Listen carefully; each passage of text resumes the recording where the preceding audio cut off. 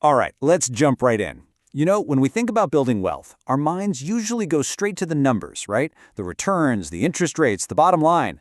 But what if I told you the biggest things driving your financial success or failure have almost nothing to do with math? What if it's all about these powerful, invisible forces going on inside our own heads? I mean, it's a pretty direct question, but it's one we've got to ask ourselves.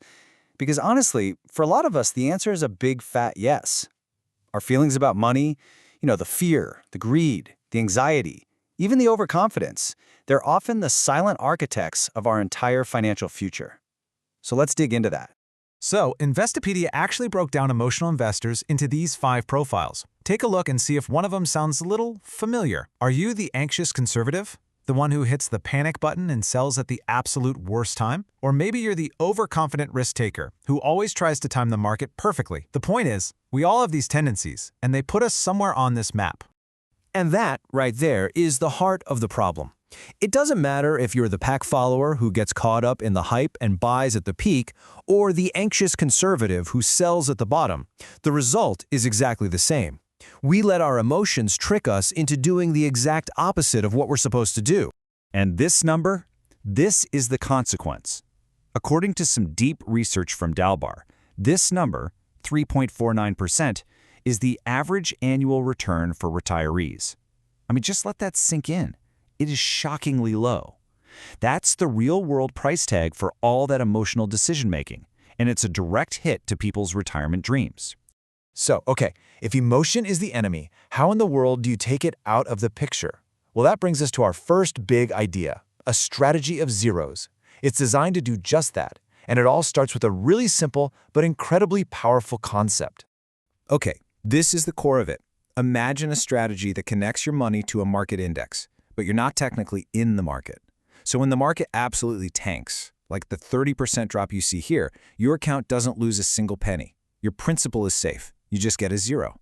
In this world, zero becomes your hero, and that one little shift changes the entire game. And here's where it gets really cool. After that down year where you got a zero, the strategy locks that in and then resets your starting point at the market's new low.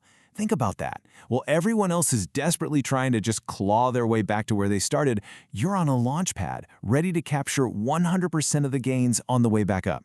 A market crash literally becomes your biggest opportunity. This quote just says it all, doesn't it? It's about a huge psychological shift. Can you imagine watching the stock market news, seeing everything in the red and feeling excited instead of fear? That's what happens when you take the risk of loss off the table. You're not playing defense anymore, you're playing offense. Okay, so we've taken care of the downside risk, we've taken the fear out of the equation, but what about the other side? How do we maximize our income in retirement? Well, that brings us to our second strategy, the power of arbitrage. And this is all about using the bank's own playbook against them. Think for a second about how a bank works. It's so simple. They take your savings and pay you, maybe 3%? Then they turn right around and loan that exact same money to someone else for 8%. The bank just made a 5% spread without using any of its own money. That's arbitrage. And the big secret is, with the right kind of financial tool, you can do the very same thing. Let's look at this tale of 2 retirements. Both start with the same $500,000.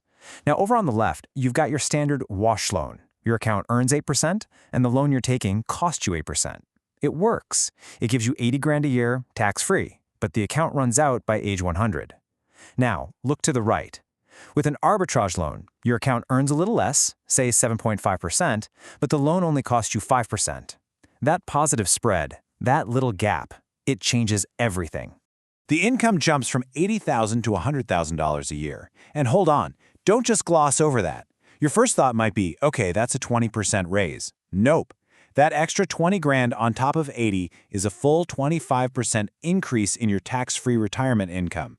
That is a massive difference, and it comes from the same pot of money. And the difference doesn't stop with your income, not even close, because that positive spread keeps working and compounding over time. The account value actually starts growing again later in retirement. And look at the impact on your legacy. The standard loan leaves zero to your family. The arbitrage loan leaves $800,000. It's just a world of difference. And this all brings us to a much bigger idea. I mean, these strategies are incredible for any one person's retirement, for the me. But what's the real point of all this? What's the ultimate purpose of building wealth? It's got to be about creating a legacy that actually lasts, right? It's about shifting the family's mindset from me to we.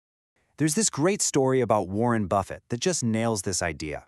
He used to give his family members 10 grand in cash for Christmas. But he noticed it was gone in a flash, and even worse, it was creating this sense of entitlement. So he changed things up. He started giving them stock in a company instead. He shifted the whole focus from consumption to ownership and long-term thinking. So what was the result of that lesson? Years later, the most meaningful gift his daughter could give him wasn't some fancy watch. It was showing him the healthy balance sheet of her own company. She had learned the lesson. She understood growth and accountability. And for him, that was worth more than any amount of money. So how do you actually build this we legacy? Well, it starts with these principles. It's about providing a hand up, not just a handout. It's about focusing on giving everyone an equal opportunity to grow, not just chopping up an inheritance into equal pieces. The whole goal is to shift the family culture from entitlement to real empowerment.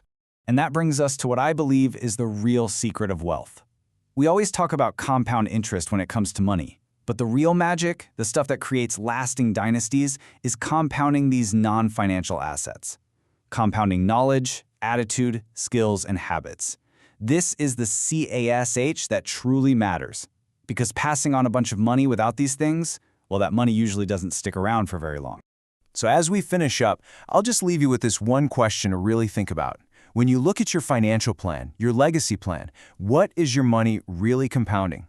Is it just dollars and cents? Or is it creating opportunities to compound the knowledge, the attitudes, and the skills that are going to empower your family for generations to come?